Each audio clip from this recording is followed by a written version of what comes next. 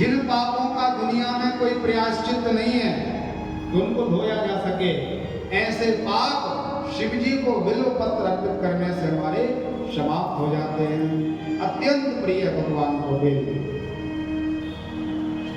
बिल्व के वृक्ष के मूल में यदि कोई दीप दान कर दे, दिया जला दे बेल के पौधे के पास, जैसे आप तो तुलसी को दीपक जलाते हैं, वैसे दीप दान बिल्व में भी करना चाहिए। भारी महिमा शिव पुराण में लिखी है। बिल्व मूले दीप माल्याम या कल्पति सादरम सा तत्व ज्ञान संपन्नो महेशांतर्गतो भवे। कितना सुंदर लिखा व्यास जी ने।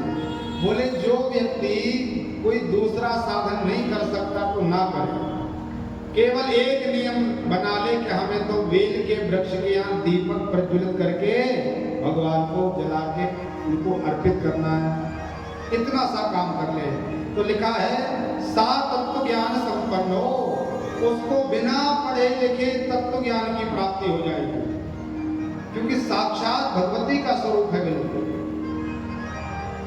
कोई परिश्रम नहीं करना पड़ेगा, आपको तत्व की प्राप्ति हो जाएगी और मरने के बाद महेशांतर्गतो भवेत्। शिव पुराण में लिखा है भगवान शिव का कैलाश पर्वत उसको प्राप्त होता है केवल दीपक जलाने से। बिल्व मूले शिवरतम भोजयेति अस्तु भक्तिकाः एकम वा कोटि गुणम तस्य पुण्यम प्रजायते। बहुत सावधानी से सुनो, 1 करोड़ ब्राह्मण को कोई भोजन करा सकता है किसी ने? मुझे तो नहीं लगता कि ऐसा कोई संभव हो पाएगा। यदि व्यक्ति में सामर्थ्य भी होगा तो 1 करोड़ ब्राह्मण लाभ कहां से लाओगे? बड़ा काम है ना। लेकिन शिव पुराण में लिखा है एक बार बेल के वृक्ष के नीचे शिव जी की पूजा भजन करने वाले पंडित जी को ले जाओ और बिल्व के नीचे बिठाल करके एक बार भोजन करा दो, 1 करोड़ ब्राह्मण के भोजन का पुण्य उनको प्राप्त हो जाता है। ये व्यास जी की वाणी है, झूठा मूठा नहीं है कुछ। आप समझो सब अतिक्रमित करके लिखा गया है। ये होता है ऐसा। घर में पूजा पाठ आप करो उसका फल अलग है, और आप मंदिर में पूजा प्रारंभ कर दो उसका फल अलग है। फिर किसी तीर्थ में जाकर के पूजा करो तो उसका पुण्य अलग है। और किसी नर्मदा जैसे पवित्र, गंगा जी नर्मदा जी जैसे पवित्र तट पर जाकर के भगवान की सेवा पूजा करो उसका लाभ अलग है। आपको भी पता चलता है, अनुभव में आता है ये वस्तु। इस प्रकार से भगवान शिव की प्रसन्नता के लिए बिल्व का निरंतर पूजन करना चाहिए। पूजेत बिल्व मूलम यो गंध पुष्पाद विरनरा शिवलोक माप्नोति संतते बद्धते सुखम। व्यास जी कहते हैं जिनके यहाँ बेटा बेटी ना हो रहा हो, कुल वृद्धि को प्राप्त नहीं हो रहा, बहुत प्रयास कर लिया आपने, डॉक्टरों को दिखा लिया, ज्योतिषियों को दिखा लिया, पूरी चिकित्सा करा ली, फिर भी आपके यहाँ संतान नहीं हो रही, तो एक बार शिव जी की इस वाणी को भी आप लोग करके देख लो। 1 साल जो व्यक्ति प्रतिदिन बिल्व वृक्ष का पूजन करता है, केवल 1 साल करना है। दुनिया के उपाय तो कर चुके, नहीं हुआ, इतना उपाय करें निरंतर। जैसे शिव जी की पूजा करते अपन, ऐसे बेल के, आजकल तो इतना सरल साधन हो गया, गमले में अपने घर में लगा दो छोटे छोटे से बेल, तो कहीं जाने की आवश्यकता भी नहीं। और उनका गंधाक्ष पुष्प से पूजन करें, आरती उतारें, दीपक रखें, भोग लगाएं भगवान समझ करके। तो लिखा 1 वर्ष की सेवा पूजा से उसके यहाँ संतति हो जाती है, वह माता पिता संतानवान हो जाते हैं। क्या नहीं दे सकता बिल्व? भोले बाबा को बिल्व अत्यंत प्रिय है, और बिल्व का पूजन करना साक्षात भगवान शिव का पूजन करना। तो ब्रह्मा जी ने सबसे पहला उपाय बताया कि पहला उपाय है भगवान को प्रसन्न करने के लिए बिल्व पत्र अर्पित करना। दूसरा क्या है? बोले भस्मं धारयेत् ध्वजाः। दूसरी प्रिय वस्तु है भगवान को भस्मी, सफेद भस्मी। ये भस्म धारणम मंत्रतः प्रोक्तम द्विजानाम मुनिपुंगवै केवलम धारणम गेया मन्नेषां मंत्र वर्जिता। बोले जो यज्ञोपवीत धारण करने वाले ध्वज हैं वो मंत्रोच्चारण पूर्वक भस्मी लगाएं। ये जो सफेद दिख रही होगी आपको ये भस्मी है। और जिनको यज्ञोपवीत नहीं हुआ वो बिना मंत्र के भस्म जरूर लगाएं। ऐसा लगाएं या त्रिपुट लगाएं। भस्म के बिना भगवान का पूजन भगवान स्वीकार नहीं करते। पंडित जी लोग जब पूजन कराते हैं तो पहले आपको त्रिपुंड लगाते हैं। रुद्राक्ष की माला, शिव मंत्र और भस्मी ये तीन चीजें त्रिवेणी हैं। जैसे प्रयाग आप लोग जाएं तो प्रयागराज में तीन चीजें हैं। क्या क्या है? गंगा जी, यमुना जी और सरस्वती जी गुप्त रूप में है। ऐसे ही आपके मुख में नमः शिवाय नमः शिवाय नमः शिवाय ऐसा मंत्र है और गले में आपने रुद्राक्ष की माला धारण की है और ललाट में यदि आपने भस्मी धारण की है, आपका शरीर ही प्रयागराज है। प्रयाग की भूमि आपका शरीर बन गया। त्रिवेणी आपने धारण की है और इस प्रकार से पूजन करने से लिखा है भगवान शिव के पूजन का तत्काल फल प्राप्त होता है। इसलिए शैवम नाम यथा गंगा, शिव जी का नाम गंगा जी के समान है। नमः शिवाय। विभूति यमुना तथा भस्मी यमुना मैया है और रुद्राक्षम विदिनम प्रोक्ता। रुद्राक्ष की माला और रुद्राक्ष का मोती ये भगवान शिव की प्रसन्नता के लिए सरस्वती है। सर्व पाप विनाशनी, सभी प्रकार के पापों का विनाश करने वाली। तो ब्रह्मा जी से कहा महाराज ये रुद्राक्ष कैसे निकले, कहां से आए, क्या है ये? तो ब्रह्मा जी ने कहा एक बार मैया ने कौतुक करके मां पार्वती ने भोले बाबा के नेत्र बंद कर लिए पीछे से आकर। कई बार अपन भी किसी से लीला करें खेल खेल में तो आंखें बंद करके छुप के पूछते बताओ कौन है।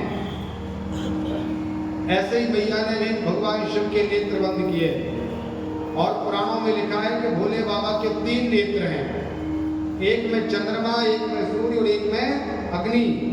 तीनों नेत्रों में तीन देवता विराजे हैं। नेत्र में जब चंद्रमा और सूर्य है भगवान के, तो भगवान के नेत्र बंद किए जाएं तो दिन में अपने आप अंधकार हो जाएगा। त्रिभुवन में अंधकार हो गया, दिन में रात हो गई। भगवान शिव ने कहा पार्वती यदि तुम लंबे समय के लिए ये हमारी आंखों को बंद कर दोगी तो ये संसार समाप्त हो जाएगा, क्योंकि हमारा यहाँ का एक पल और मृत्यु लोक के तो कई युग बीत जाएंगे एक पल में। इसलिए जल्दी से बोलो। तो मैया ने हाथ हटाए तो सीधे भगवान के नेत्र से, ऊपर का तो बंद किया नहीं था, दो आंखें बंद की थी, तो एक नेत्र से भगवान की बिंदु गिरी, अश्रु, आंखों को ज्यादा दबा तो अश्रुपात हो जाता है, वो जल नीचे गिरा, उसी से रुद्राक्ष नाम का वृक्ष प्रकट हो गया। रुद्र मतलब भगवान शिव, अक्ष मतलब आंख। भगवान शिव की आंख का जो तेज है वही रुद्राक्ष है और साक्षात भोले बाबा का स्वरूप है। और दूसरा जो नेत्र था बायां, उस नेत्र से एक बूंद गिरी और बेटे का जन्म हो गया। आंख बंद थी इसलिए वह बेटा बिना आंख का ही होगा। तो भोले बाबा ने उसका नाम रख दिया अंधक। क्या नाम रख दिया? नेत्रहीन था। मां पार्वती को कहा कि तुमने लीला की, अब ये बेटा तुम संभालो। तो भोले बाबा ने अंधे बेटे को मां पार्वती को अर्पित कर दिया कि तुम इसकी सेवा शुश्रूषा करो। आगे कथा आएगी अंधक की। तो इस प्रकार से रुद्राक्ष 14 मुखी तक रुद्राक्ष होते हैं। आप लोगों को एक मुखी, दो मुखी, तीन मुखी ऐसे मिलते होंगे, लेकिन शिव पुराण में लिखा है कि एक मुखी रुद्राक्ष अत्यंत अत्यंत अत्यंत ही दुर्लभ है। ये मिलना बड़ा कठिन है। एक मुखी रुद्राक्ष के पेड़ गिने चुने होते हैं और लिखा है पुराण में एक बार में 4 रुद्राक्ष आते हैं, 2 स्वर्ग चले जाते हैं रुद्राक्ष अपने आप देवताओं के पास, एक मुखी रुद्राक्ष। और जो शेष 2 जो रुद्राक्ष बचते हैं वो भूतल पे जो सर्वश्रेष्ठ शिव के पूजन का जो मंदिर हो, ज्योतिर्लिंग हो, जहाँ विधिवत शिव जी की आराधना पूजा की जा रही हो, अपने आप वहां पर एक मुखी रुद्राक्ष चला जाता है। एक रुद्राक्ष बचा तो आपको मिल गया क्या? वो अपने पास रखा रहता है वो रुद्राक्ष। बोले महाराज देखो कितने रुपए का लाए और सर्टिफिकेट है इसके, तो हमारे पास प्रमाणिक है। तो प्रमाण देने वाले तो कई मिल जाएंगे, लेकिन शिव पुराण की कथा को प्रमाण माने तो एक मुखी रुद्राक्ष में सुलभ नहीं होगा। एक रुद्राक्ष बचता है और वो धरती पर जो सबसे ज्यादा शिव जी की भक्ति करने वाला शिव का भक्त हो, महात्मा हो, संत हो, उसके लिए वह प्राप्त होता है। ऐसे 4 रुद्राक्ष बढ़ जाते हैं, एक मुखी से लेकर के और 14 मुखी तक के रुद्राक्ष का नाम लिखा है, उनके धारण की विधि लिखी है, मंत्र लिखा है, किसको कौन सा रुद्राक्ष पहनना चाहिए ये भी शिव पुराण में वर्णित है। प्रायः जो हमारे पास जो ये माला आती है, ये माला आप लोगों ने देखी होगी, तो ये माला 5 मुखी रुद्राक्ष रहता है। पंचमुखी रुद्राक्ष भगवान शिव का स्वरूप है। शिव जी के 5 मुख हैं और ये रुद्राक्ष में पंचमुखी, इसलिए इसकी पहनने की बड़ी सुंदर व्यवस्था है। रुद्राक्ष धारण करने वाले व्यक्तियों को रोग की अधिकता नहीं होती, और यदि किसी कारण से कोई रोग हो गया तो रोग समाप्त हो जाता है। लेकिन जैसे तुलसी की महिमा है, मर्यादा है, वैसे ही रुद्राक्ष की महिमा और मर्यादा है। तुलसी यदि आपने गले में धारण की है तो गले के नीचे ऐसी सामग्री कोई भी न जाए जो भगवान को भोग नहीं लगती।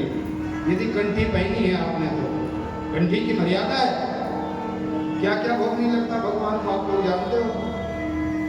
प्याज के पकौड़े भगवान को भोग लगाते हो? नहीं लगाते। लहसुन की बगरी हुई सब्जी नहीं, मांस मद्यपान आदि नहीं होता। इसलिए ये भोग है। तुलसी जिसमें डल जाए उसमें क्या हो जाता है, अपने आप भोग पड़ जाता है। और तुलसी जहां चली गई भगवान ने मान लो ग्रहण कर लिया। इसलिए ऐसा भाव होना चाहिए कि यदि आपने रुद्राक्ष धारण किया है या तुलसी धारण की है तो जीवन पर्यंत आपके गले के नीचे से कोई सामग्री नहीं जाना चाहिए। बड़ा भारी पाप लगता है। कंठी भी है तो होटल में भोजन भी चल रहा है, मद्यपान आदि सब हो रहा है। एक घर में हम लोग गए पूजा पाठ के लिए, उनके एक पर्दा के होल पर जो लटकने वाला वो होता है डंडा, उस पर एक माला टंगी थी। तो पूछा कि भैया ये यहाँ क्यों रखी है? ना तो भगवान को चढ़ी ना किसी ने धारण की है। बोले पंडित जी ऐसा है, जब हमें प्याज लहसुन खाने की इच्छा होती है तो कंठी उतार करके लटका देते हैं, क्योंकि पंडित जी ने बताया था कि इसके नीचे नहीं जाना चाहिए। और जब शुद्ध आहार लेते हैं तो फिर से कंठी धारण कर लेते हैं। ऐसा नहीं करना चाहिए। रुद्राक्ष और तुलसी एक साथ पहनी जा सकती है और पहनते हैं। कई लोगों के मन में संदेह होता है, यदि हमने तुलसी धारण की तो महाराज रुद्राक्ष पहन सकते कि नहीं, या रुद्राक्ष पहना है तो तुलसी पहनी जा सकती है या नहीं। ये दोनों एक ही हैं, एक शिव स्वरूप है और एक भगवान नारायण स्वरूप। और दोनों पहनोगे तो हरिहर की भक्ति ज्यादा प्राप्त होगी, मैं तो ऐसा मानता हूं। और बड़े बड़े संतों को देखना नजदीक में जाके आप, उनकी यदि ये पूरी रुद्राक्ष की माला होगी तो यहाँ का जो सुमेरु है ये तुलसी का लगा होगा, या पूरी तुलसी की माला होगी तो यहाँ पर रुद्राक्ष का सुमेरु लगा होगा। दोनों धारण की जा सकती है, करना चाहिए, लेकिन फिर इसमें अभक्ष भक्षण नहीं करना चाहिए, अपेय नहीं पीना चाहिए। मर्यादा से हमें जीवन निर्वाह करना चाहिए। रुद्राक्ष आदि की महिमा हमें इसलिए प्राप्त नहीं होती, उनमें कोई कमी नहीं है। रुद्राक्ष की महिमा जैसे अनादिकाल पहले थी वैसे आज है और आगे रहेगी, लेकिन नियम के साथ उसको धारण करेंगे तब। अब व्यक्ति ये माला पहनने का है तो माला दिन में पहने, रात में पहने, सोने में पहने, लघु संख्या में पहने, दीर्घ संख्या में पहने, प्रत्येक कार्य करते जा रहे और माला उतरती ही नहीं है महाराज जी। तो ऐसा करने से हमें लाभ नहीं मिलेगा और उसका दुष्परिणाम हमें प्राप्त होगा। हमें उसके दुष्परिणामों को भोगना पड़ेगा। कोई भी क्रिया करें, बहुत सावधानी से सुनना। जो पदार्थ यहाँ गले में लगा, जैसे ये माला मेरी गले में लगी है, तो ये क्या है? कंठी। कंठ में लगी है तो वो क्या हो गई? कंठी। अब आप सूतक में चले जाओ, किसी को जलाने शमशान चले जाओ, सो जाइए, कोई भी क्रिया कर लो, लेकिन यहाँ स्पर्श होने के कारण ये कंठी कभी अपवित्र नहीं होती। लेकिन जैसे ही कंठ के नीचे भी आपने कोई धारण किया, थोड़े से नीचे आ गए, तो वो पदार्थ अपवित्र हो जाता है। फिर शमशान जाने में, सूतक में और किसी भी प्रकार के लोकाचार में वो पवित्र नहीं रहता।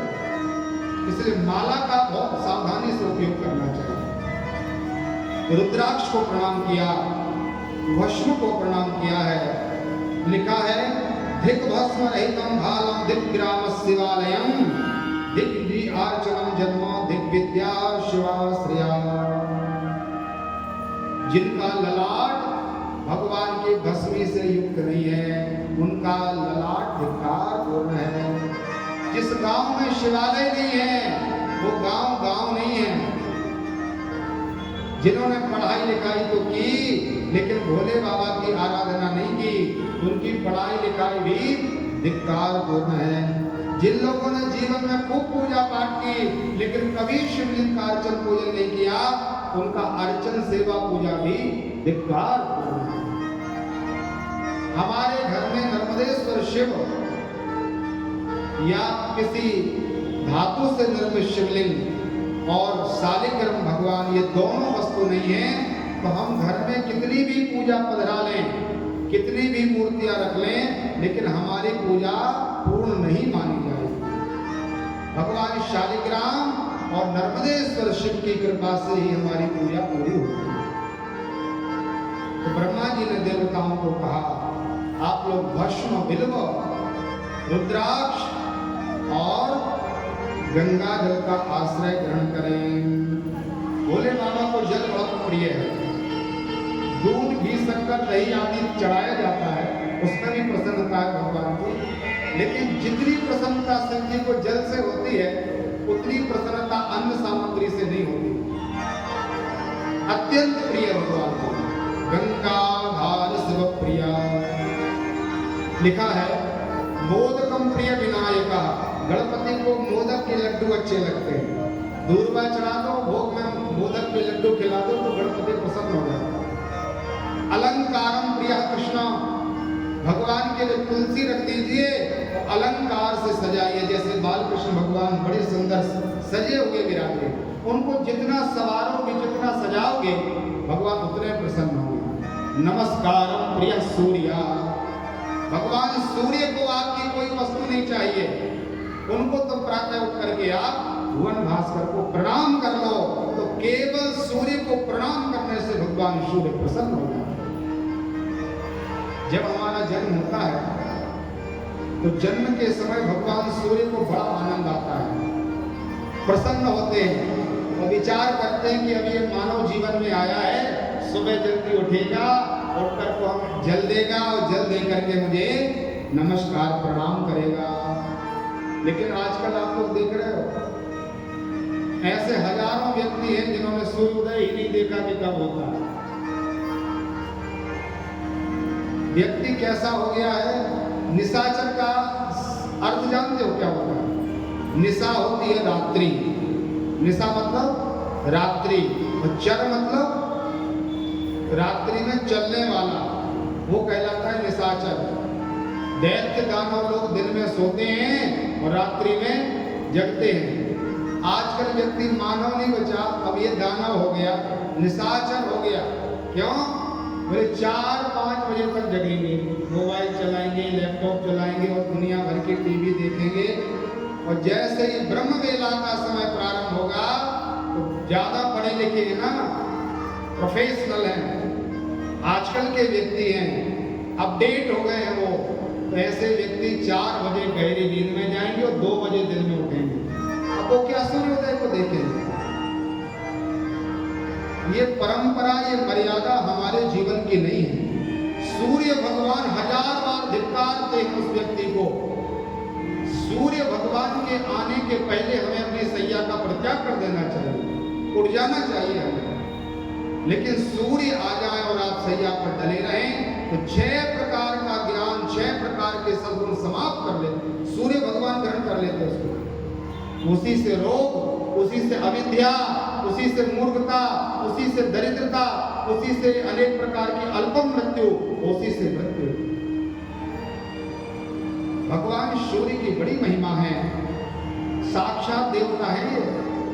और प्रातः काल लाल लाल सूर्य को आप प्रणाम करो, क्या औकात है कि आपके शरीर में कोई रोग आ जाए। लेकिन आप जब करेंगे तब मिलेगा। तो सूर्य भगवान जब जन्म होता है तो प्रसन्न होते हैं, और जब हम सोते हैं तान दुपट्टा सूर्योदय के बाद भी, तो सूर्य भगवान उस व्यक्ति को धिक्कारते हैं। मनुष्य जीवन प्राप्त होगा, और ऐसे जीवन को प्राप्त करके असुरों की तरह ये सो रहा है। गंगा जल भगवान के लिए अत्यंत प्रिय है, सूर्य भगवान को नमस्कार प्रिय है, गणेश जी को मोदक प्रिय है, और भगवान नारायण के लिए अलंकार प्रिय कृष्णा। हम कुछ न चढ़ा पाए शिव जी को तो रोज का हमारा नियम होना चाहिए कि भोजन बाद में करेंगे, चाय बाद में पिएंगे, जल बाद में पी लेंगे, पहले नहा धो करके 1 लोटा जल भगवान को अर्पित करेंगे और 1 बिल्व पत्र व्यवस्था करके रखेंगे कि रोज हमें भगवान को बिल्व पत्र चढ़ाना है। जैसे आपके किचन में टोस्ट वोस्ट बिस्कुट और सब रखे रहते हैं व्यवस्था, कभी कमी नहीं होती उसमें। 1 डिब्बा खाली नहीं होता, दूसरा डिब्बा पहले से भर देते हो आप। ऐसे आपकी मर्यादा होनी चाहिए कि हमारे घर में निरंतर शिवलिंग के लिए बिल्व पत्र निवास करे, निरंतर बिल्व हमारे पास हो कि हमें शिव जी को अर्पित करना है, व्यवस्थित होना चाहिए। ऐसा कार्य करेंगे भगवान की कृपा हमें प्राप्त हो जाएगी। अत्यंत महिमा है भगवान के पूजन की। हम लोग पहले जल पी लेते हैं, कई लोग चाय पी लेते हैं, चाय पी के कई लोग अब रोग हो गया हमारा तो थोड़ा नाश्ता भी हो गया, और उसको करने के बाद फिर लोटा लिया और चंदोका लिया और बिल्वपत्र चंदन लिया और शिव जी के मंदिर के लिए निकल पड़े। पहले स्वयं ने सब भोग पा लिया और फिर भगवान को खिलाने चले हैं। वाल्मीकि रामायण उठाना आप लोग, और वाल्मीकि रामायण में भगवान राम जी कहते हैं देवताओं से, यदि भगवान शिव के पूजन के पहले मेरे गले के नीचे 1 बूंद जल भी चला जाए तो हे देवताओं, उसी क्षण उसी पल इस राघव का, इस राम का सिरोच्छेद होना चाहिए, हमारा सिर धड़ से अलग हो जाए जिस दिन हम शिव जी की पूजन के पहले कुछ भी जल भी पी लें। ये मर्यादा है।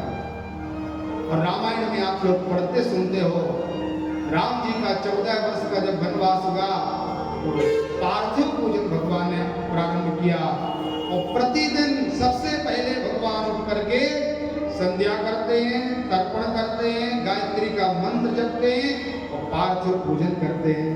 रोज शिव जी की पूजा, और भोले बाबा का जब पूजन पूरा हो जाता है तब कुछ कंद मूल आदि ग्रहण करते हैं। इसलिए नियम पूर्वक भगवान का भजन करना चाहिए। भगवान शिव के प्रसन्नता के लिए भगवान के नाम की महिमा बताई है पुराण में। सबसे प्रिय भगवान के लिए मंत्र है नमः शिवाय। ये भगवान का मूल मंत्र है। जैसे नारायण भगवान का मूल मंत्र है ओम नमो नारायणाय। भगवान कृष्ण का 12 अक्षर मंत्र है, 12 अक्षरों का, ओम नमो भगवते, ये वाला।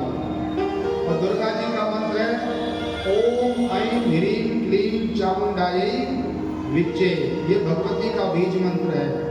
ऐसे ही भगवान शिव का बीज मंत्र है नमः शिवाय, ये पंचाक्षर मंत्र है, अत्यंत प्रिय है भगवान। जो व्यक्ति 1.25 लाख शिवलिंग शिव जी के सामने बैठकर 1.25 लाख बार अनुष्ठान पूर्वक ब्रह्मचर्य आदि का पालन करके भगवान के सामने ये 1.25 लाख मंत्र जप लेता है, उसको स्वप्न में भगवान शिव का दर्शन हो जाता है। शिव पुराण में लिखा जो 7 लाख बार नमः शिवाय मंत्र जप लेता है, उसमें खेचर आकाश में विचरण करने वाले जीव जातियों का दर्शन होने लगता है। जो 11 लाख बार भगवान के पंचाक्षर मंत्र का जाप कर लेता है, उसको नारद जी, सनकादिक महात्मा, व्यास जी और सुखदेव जैसे ब्रह्मर्षियों का दर्शन होने लगता है। और जो 1.25 करोड़ शिव जी के मंत्र का जाप कर लेता है, उसको साक्षात भगवान शिव दर्शन दे देते हैं। बोलिए शंकर भगवान की जय। कैसे जपना है?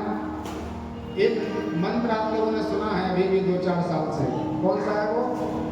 श्री शिवाय। सब लोग बोलो बड़े भाव से, श्री शिवाय। ये शिव पुराण में लिखा है, झूठा मंत्र नहीं है, लेकिन ये मंत्र नहीं है। मंत्र क्या है? नमः शिवाय। विद्येश्वर संहिता में लिखा है। आप लोगों को यदि कभी मिले शिव पुराण तो पढ़ना। 5वें अध्याय में शिव जी के नाम की महिमा में श्री शिवाय नमस्तुभ्यं मुखं व्याहृत्य तदा तन्मुखं पावनं तीर्थं सर्वपापप्रणाशनम्। इस श्लोक में जो आया है, ये श्लोक है पूरा। मंत्र अलग होता है, श्लोक अलग होता है।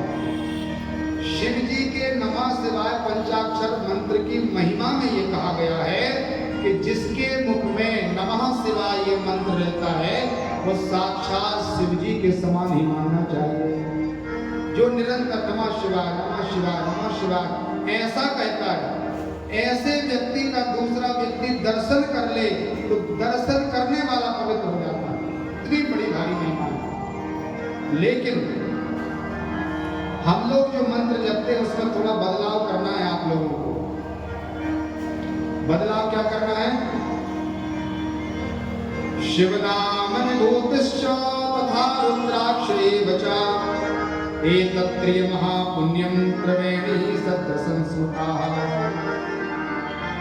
शिवेति नाम तप्वाग्ने महापातकपर्विताः भस्मी भवन्त नाशाय सत्यं सत्यं न संशयः। देखो इसमें लिखा है पुराण में, जिन लोगों ने दीक्षा ले ली है ऐसे व्यक्ति ओम नमः शिवाय ऐसा मंत्र जपे। किन्हीं भी पवित्र गुरुजी से आपने यदि कोई मंत्र लिया है, वो आप दीक्षित हैं, शरणागत हैं, तो आपको कैसा मंत्र जपना है? ओम लगा के। और जब ओम लगा के आप मंत्र जपोगे तो ये पंचाक्षर नहीं रहेगा, ये षडाक्षर मंत्र हो जाएगा। और षडाक्षर मंत्र तारक मंत्र है। और जिन्होंने दीक्षा नहीं ली है ऐसे व्यक्ति केवल नमः शिवाय ही गाएं। दूसरी बात लिखी है, यदि आप ब्राह्मण हैं और आपने विधिवत यज्ञोपवीत धारण किया है,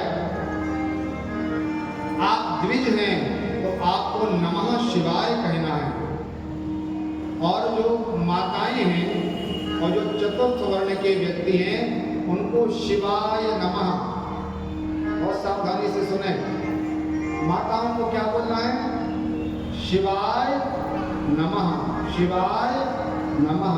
नमः बाद में श्री गणेशाय नमः, श्री रामचंद्राय नमः, ऐसे श्री शिवाय नमः।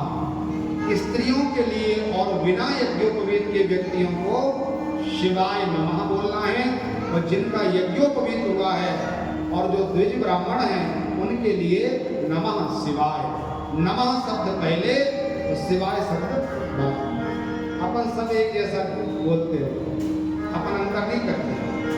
अब ये नियम आप लोग सुनते जाएं और नियम सुनने की सबसे बड़ी महिमा है कि उसका पालन किया जाए।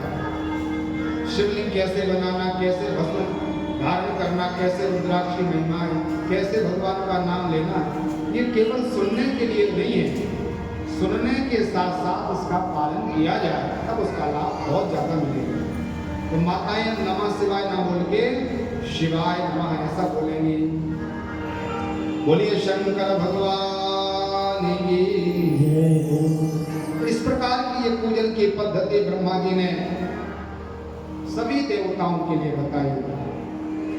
शिवलिंग के भेद बतलाए, कौन कौन से शिवलिंग हैं, कैसे पूजन करनी चाहिए, बिल्व की क्या महिमा, भस्म रुद्राक्ष आदि की क्या विधि है, ये संपूर्ण भगवान के प्रिय पदार्थों का वर्णन भगवान की प्रसन्नता के लिए ब्रह्मा जी ने देवताओं को निवेदित किए। ब्रह्मा जी से प्रश्न किया देवताओं ने प्रयाग की भूमि में, बोले महाराज आप जो मुझे शिव महापुराण की कथा सुना रहे हो, इसका वक्ता कौन है, वो कथा सुनने वाला कौन है? किसी ना किसी पुराण का कोई श्रोता होता है, कोई वक्ता होता है, प्रधान रूप से।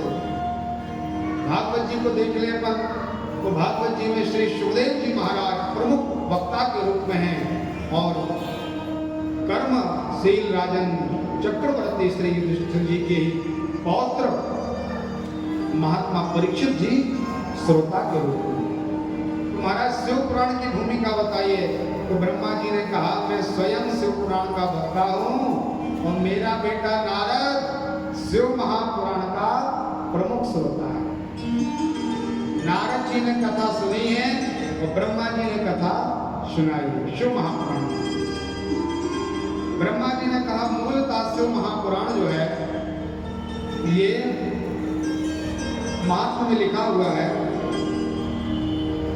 भगवान शिव के पास रखा हुआ था और इस पुराण में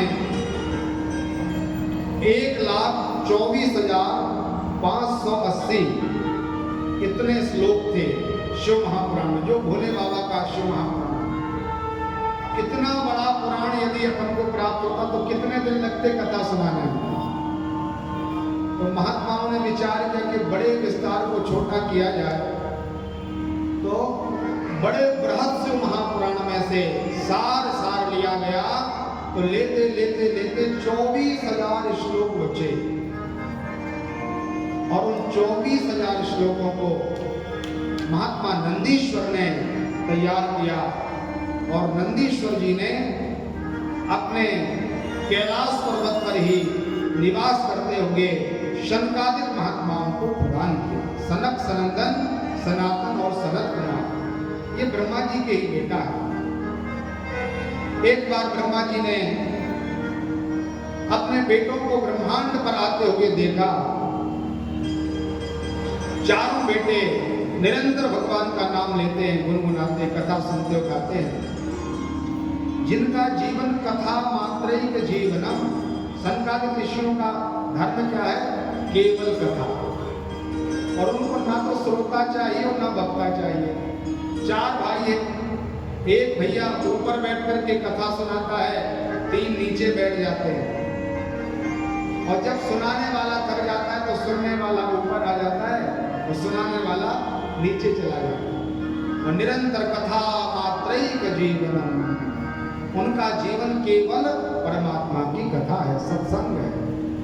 उन महात्माओं को आते हुए देखा, ब्रह्मा जी बड़े प्रसन्न हुए। परम भागवत हैं, भगवान के अंशावतार हैं।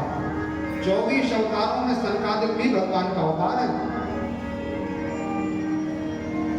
सुंदर स्वागत किया, आश्रम पर बिठाला। तो बोले महात्माओं, महर्षियों, अखंड ब्रह्मचारी हो आप लोग, भगवान का भजन करते हुए कहां से आ रहे हो? सनकादिक ऋषि किनके, कौन से देवता के भक्त हैं? किनकी ये भजन पूजन करते, कौन से देवता को मनाते हैं? बताओ आप लोग। सनकादिक महात्मा नारायण भगवान के भक्त हैं, विष्णु भगवान के, और इनका मूल मंत्र है हरिशरणम हरिशरणम हरिशरणम केवलम। जैसे नारद जी नारायण नारायण गाते हैं, ऐसे ही सनकादिक महात्मा हरिशरणम ये मंत्र निरंतर उनके मुख से निकलता रहता है। लेकिन भगवान शिव को प्रसन्न करने के लिए कैलाश पर्वत गए, संपूर्ण शिव जी के उस दिव्य शिव पुराण का अध्ययन किया। ब्रह्मा जी के पास आए, ब्रह्मा जी ने कहा बेटा आप तो बड़े प्रसन्न दिखाई दे रहे हो, इस प्रसन्नता का कारण क्या है? तो महात्माओं ने बताया कि हम भगवान नारायण का तो भजन करते ही हैं, लेकिन आज भगवान की कृपा से भगवान नारायण ने कृपा करके भोले बाबा की भक्ति हमें प्रदान कर दी। बड़ी सावधानी से सुनना। हरि और ये दोनों एक ही, इनमें कोई अंतर नहीं है, कोई भेद नहीं है। भगवान शिव में और भगवान राम कृष्ण नारायण में। लेकिन जब हम अधूरी पूजा सेवा करते हैं तो क्या करते हैं पूजा में? काकभुचुंडी जी का चरित्र प्रमाण है। पूर्व काल में ये शूद्र जाति में जन्म हुआ था इनका, और शिव जी के परम भक्त थे, लेकिन राम जी को मानते नहीं थे। दूसरे देवता का तो कान से नाम नहीं सुनते थे। ऐसी भक्ति हमारी पूर्णता को प्राप्त नहीं होती। कई लोग ऐसे अनन्य उपासक हो जाते हैं कि एक का भजन करेंगे और दूसरों का खूब अपराध करेंगे, अपमान करेंगे। उनका मंदिर दिख जाएगा तो प्रणाम तक नहीं करते कई बार। ऐसे भक्ति से भगवान कभी पुष्ट होने वाले नहीं है। सिया राम मैं सब जग जानी, करऊं प्रणाम जोड़ युग पानी। अनन्यता होनी चाहिए हमारी, एक निष्ठता बहुत आवश्यक है। एक भरोसे, एक बल, एक आस विश्वास, एक राम घन श्याम हिता, चातक तुलसीदास। एक के प्रति हमारी सद्बुद्धि होनी चाहिए। ऐसा नहीं कि सोमवार को भगवान का शिव जी का अभिषेक पूजा कर लिया, मंगलवार को छोड़ दिया। हनुमान जी की यहाँ दीपक जलाया तो बुधवार को हनुमान जी को छोड़ा, आगे गणेश जी को पकड़ लिया, तो गुरुवार आया तो दूसरे देवता को पकड़ लिया, शुक्रवार आया तो आगे बढ़ गए। ऐसा करेंगे तो भागवत जी में लिखा है हमारी भक्ति व्यभिचारिणी कहलाएगी। क्या कहलाएगी? जैसी स्त्री एक पुरुष का आश्रय लेके अन्य पुरुषों का साथ करे तो उस स्त्री का संसार में कोई सम्मान नहीं होता। ऐसे हम यहाँ वहां दर दर में भटकते रहेंगे तो समय भी चला जाएगा तो हमारी भक्ति भी पुष्ट नहीं होगी। चातक का नाम सुना होगा आप लोगों ने, पपीहा। वो चातक इतना अनन्य होता है कि प्रयाग की भूमि में माघ के महीने में मौनी अमावस्या हो और इलाहाबाद में महाकुंभ लगा हो, तो हजारों देवता इकट्ठे होकर के कहें कि अरे पपी है, अरे चातक, थोड़ा त्रिवेणी का जल पी लो, इतना पवित्र जल है, देवता भी स्नान करने के लिए आ रहे। उस चातक की अनन्यता देखो आप। वह स्वाति की बूंद का ऐसा निष्ठापूर्वक श्रद्धा भाव रखता है कि त्रिवेणी के जल को भी वह महत्वपूर्ण नहीं समझता। ये त्रिवेणी के जल का अपमान नहीं है, इसको आप अपमान मत समझना कि वो अपमान कर रहा है। वो अपने स्वामी के प्रति इतना निष्ठावान है। इसी तरह हमारी भक्ति भी एक में होनी चाहिए, बड़ी दृढ़ भाव से होनी चाहिए। और जब भक्ति करें, मान लो आपने भगवान कन्हैया को अपना इष्ट बना लिया, आगे शिव जी का मंदिर मिले तो शिव जी को जरूर प्रणाम करो, और प्रणाम करके भोले बाबा का पूजन करके क्या मांगो? भगवान, हमारे अंदर वो सामर्थ्य नहीं है कि हम भगवान कृष्ण को प्रसन्न कर लें, लेकिन आप तो सखे और बहुत स्वामी निकटता के प्रियतम हो उनके, आपसे बड़ा कौन उनका भक्त होगा। इसलिए आपके पूजन का फल हमें ये मिल जाए कि हमारे ऊपर भगवान कृष्ण प्रसन्न हो जाए। ये भक्ति की मर्यादा है। गोपांगनाएं चाहती तो सीधे सीधे भगवान कृष्ण का पूजन कर लेती भगवान को प्राप्ति के लिए, और भगवान दूर नहीं थे, हमसे तो भगवान खूब दूर है, लेकिन गोपियों के निकट थे भगवान। फिर भी गोपांगनाओं ने परमात्मा की प्राप्ति के लिए भगवान को नहीं भजा। हेमंते प्रथमे मासे नंद ब्रज कुमारिकाः कात्यायनी अर्चन व्रतः। हेमंत ऋतु के पहले महीने में मां कात्यायनी की सेवा की और मैया से कहा, नंद गोप सुखम देहि पतिम मे कुरुते नमः। मां, हमने जो आपकी सेवा पूजा की है, इसका फल हमें क्या चाहिए? नंद का लाला मेरा पति बन जाए। ये सेवा की, ये पूजा की पद्धति, ये मर्यादा है। एक के प्रति हमें अपना आत्मनिवेदन करना चाहिए। 5 देवता हैं ऐसे हमारी परंपरा में। यदि इष्ट आप लोगों ने न बनाया हो तो 5 में से किसी एक को बना लेना आज ही। और आज जल्दी जल्दी में समझना आए तो 1 आध महीने बाद बना लेना, लेकिन अच्छे से सोच विचार करके बना लेना। केवल 5 ही, 6वां देवता नहीं है सनातन में। उन 5 देवताओं में मैंने जो अभी अभी नाम लिए थे, भगवान सूर्य, दुर्गा मैया, भगवान नारायण, गणपति जी और भगवान शिव, ये 5 देवताओं की उपासना है। इनके अतिरिक्त आप किसी को भी, बाबा को भी, आजकल व्यक्ति थोड़ा सा किसी सरकार का नाम उछला तो अपनी गाड़ी में अमुक सरकार, अपने घर के दरवाजे के सामने अमुक सरकार, और अपने फ्लैक्स में हर जगह अमुक सरकार, घर में फोटो भी उन्हीं की, और लाट पहनने वाला लाट, ये पहनते ना आप लोग माला वाला, उनका वही। और थोड़ा सा एक आध दोस्त देखा तो घर से भी हटवा दिया, गाड़ी से भी मिटवा दिया, माला भी उतार के रख दी। ये अनन्यता नहीं है। किसी को भी कहीं भी अपना अपना समर्पण हमें नहीं करना चाहिए। 5 के प्रति श्रद्धा रखनी चाहिए। 5 के अतिरिक्त यदि हम कहीं पर भी जाएंगे, केवल धोखा मिलेगा और कुछ नहीं। भगवान भगवान है, भगवान कोई नहीं बन सकता। और जो व्यक्ति भगवान बनने लगे और कहने लगे कि मैं भगवान हूं, तो दूर से आप लोग हाथ जोड़ लो, उसी में भलाई है। पंचदेवों की उपासना सनातन धर्म में है, और ये 5 देवता में कोई भेद नहीं है। जैसे गणपति जी हैं, तो ये क्या है? गणेश जी को हम आप मानते हैं कि ये भगवान शिव जी के बेटा है, मानते कि नहीं मानते?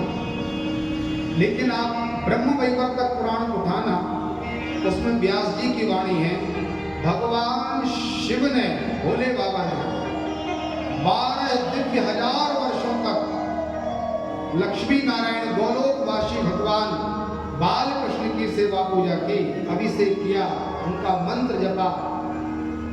अष्टाक्षर महामंत्र है एक भगवान का, जो वाणी के द्वारा बोला नहीं जा सकता। उस मंत्र की आराधना की, युगल मंत्र की, तो भगवान बाल कृष्ण प्रकट हुए। बाबा, आप तो मेरे स्वामी हो, आपको क्या आवश्यकता थी इतनी सेवा करने की, क्या चाहिए? बोले महाराज, यदि आप प्रसन्न हैं तो आप भी मेरे बेटे के रूप में आ जाएं। तो साक्षात भगवान नारायण ही महागणपति के रूप में प्रकट हुए। ये केवल स्वरूप अलग अलग हैं, इनमें भेद कतई नहीं है। देखने में अलग अलग लगते हैं, लेकिन हैं केवल एक ही।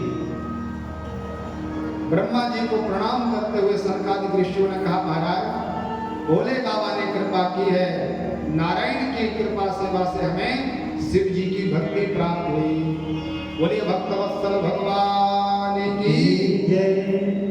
आप खूब राम जी की भक्ति करना मन से, राम जी की, कृष्ण जी की या नारायण की, तो उनकी भक्ति का ऐसा प्रभाव है कि भक्ति करते करते अपने आप आपका मन भगवान शिव की तरफ बढ़ने लग जाएगा। शिव जी की भक्ति अपने आप प्रकट होने लगेगी आपके अंदर। और शिव जी की खूब सेवा पूजा करो, वरदान मांगो भगवान से, खूब अभिषेक करो, भगवान की कथाएं सुनाओ, तो शिव जी का काम है कि जीव जाति को नारायण के पास भेज देगा। बिनु छल विश्वनाथ पद लेहु, राम भगति कर लक्षण एहु। राम जी की भक्ति का यदि लक्षण आपको पता निकालना हो, और आपको यदि एक सिद्धांत करना हो कि कौन व्यक्ति भगवान का भजन करता है कि नहीं, तो उसमें यह सिद्धांत दिया गया कि वह पहले शिव जी का भक्त निश्चित रूप से होगा। और शिव जी का विरोधी है तो राम जी का भजन करने वाला नहीं हो सकता, वो ढोंगी है, पाखंडी है। भगवान कहते हैं, शंकर प्रिय मम द्रोही, शिव द्रोही मम दास, ते नर करहि कल्प भर, घोर नरक में। भगवान राम जी सरकार से महात्मा वशिष्ठ जी ने कहा, पूछा, बोले भगवान, हमने आपका 11,000 वर्षों तक उपदेशित आपके जीवन को किया।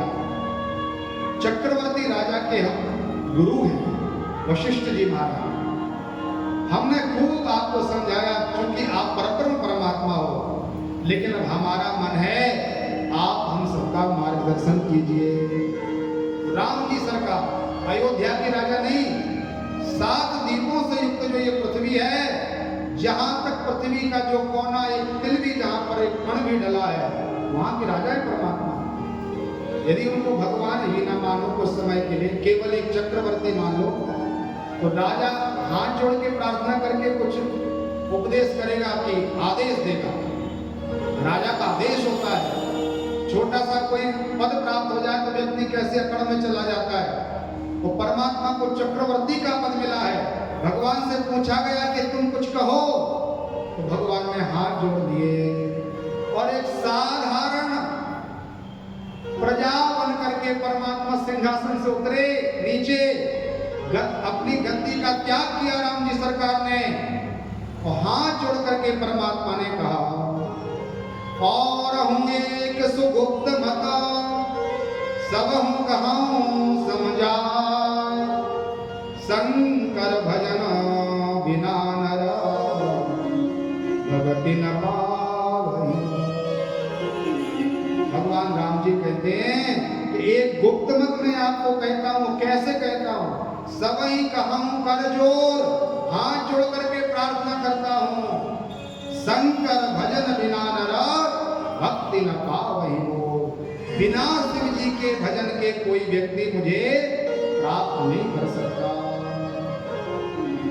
भगवान राम जी का अनन्यता से सेवा का फल शिव जी की पूजा है, और शिव जी की पूजा का फल भगवान राम जी के चरणों में प्रेम है। तो यदि हमारा ऐसा नहीं हो रहा, आप व्यर्थ में ये मत समझ लेना कि हम भक्ति करने वाले हैं या भक्त हैं। आप ये समझिए अभी हमारी भक्ति में प्रवेश नहीं हुआ। भक्ति में प्रवेश तभी है जब इन दोनों को हम एक मान लें। हरि हर दोनों एक हैं, इनमें कोई अंतर नहीं। शिव द्रोही मम भगत कहावा, सो नर सपने मोहि न भावा। भगवान कहते स्वप्न में मुझे प्रसन्नता नहीं होती उससे, इसलिए हरि और हर दोनों की आराधना हमें करनी चाहिए। बोली हर हर भगवान की जय हो। श्री लक्ष्मी नारायण भगवान की जय हो। श्री काशी विश्वनाथ भगवान की जय हो। नमः पार्वती पतये हर हर महादेव। जो महात्मा निरंतर भगवान नारायण का भजन करते हैं, हरि शरणम, वो पूरे शिव जी की कथा सुन करके याद करके आए और ब्रह्मा जी के पास आए। ब्रह्मा जी ने कहा, बेटा नियम तो ये है कि पिता को उपदेश देना चाहिए, वो बेटे के लिए उपदेश ग्रहण करना चाहिए, ये मर्यादा है। लेकिन आज तुम लोगों ने जो भगवान शिव की भक्ति का आश्रय लिया है, तो मेरा मन हो रहा है कि बेटे के मुख से उपदेश ग्रहण करें और हम नीचे बैठ करके कथा सुनें। बहुत सावधानी से सुनना। कपिल महाराज केवल 5 वर्ष के हैं और देवहूति मैया ने अपने ही बेटे को व्यास बना करके कथा सुनी। भागवत जी प्रमाण है। ज्ञान हमें कहीं से भी मिल जाए, हमें छोटा बड़ा नहीं समझना चाहिए। ज्ञान देने वाला कभी छोटा नहीं होता। अवस्था में कोई कितना भी बड़ा हो, रूप में कोई कितना भी बड़ा हो, उम्र में कोई कितना भी बड़ा हो, शरीर से कोई कितना बड़ा हो, घर परिवार से कोई खूब बड़ा हो, लेकिन वह व्यक्ति वृद्ध व्यक्ति नहीं माना जाता। वृद्ध व्यक्ति वही है जो ज्ञान वृद्धा, ज्ञान में जो बड़ा है वही व्यक्ति सबसे बूढ़ा है, वही बड़ा है। इसलिए बेटा तुम लोग ऊपर बैठो, हम नीचे बैठ करके कथा सुनेंगे। कल मैंने निवेदन किया था आपको, पक्षीराज गरुड़ जी जो नारायण भगवान के वाहन हैं, पलक मिलकाने में जो समय लगता है इतने में लोक परलोक नाप देते हैं गरुड़ जी महाराज। और वो गरुड़ जी काकमुसुंडी पक्षियों का जो चंडाल, सबसे नीचे जाति का जो पक्षी है, सबसे छोटी जाति है जो पक्षियों की, काक, ऐसे काकमुसुंडी जी को अपना गुरु बना करके संपूर्ण रामचरितमानस का पाठ श्रवण किया महात्मा बुद्ध जी ने। कितने प्रमाण में आपको बताऊं। दत्तात्रेय जी महाराज, श्री दत्त जी जो हैं कल्पक गुरु हैं, तो अत्रि जी महाराज के बेटा है, साक्षात भगवान नारायण का अवतार है। श्री दत्तात्रेय जी 24 अवतारों में इन्होंने 24